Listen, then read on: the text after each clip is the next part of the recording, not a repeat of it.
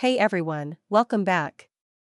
Today we are checking out the Hitron MoCA 2.5 network adapter 2-pack. This device lets you turn your home's existing coaxial TV wiring into a high-speed Ethernet network without running new cables. It delivers up to 2.5 gigabits per second over Coax and provides 1 gigabit per second Ethernet to your devices. Let me break down the specs. It uses MoCA 2.5 technology to create a wired backbone through your Coax outlets. Ethernet port delivers 1 gigabit per second speeds to connected devices while the Coax network runs at 2.5 gigabits per second. Plug-and-play setup requires no configuration, just connect one adapter near your router and another near your device. Includes 2 adapters plus Coax and Ethernet cables. Features pass-through port so you can still connect a TV or cable box.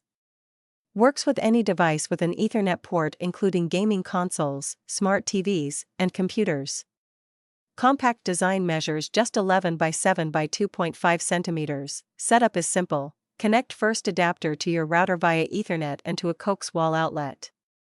In another room, connect second adapter to Coax and Ethernet to your device.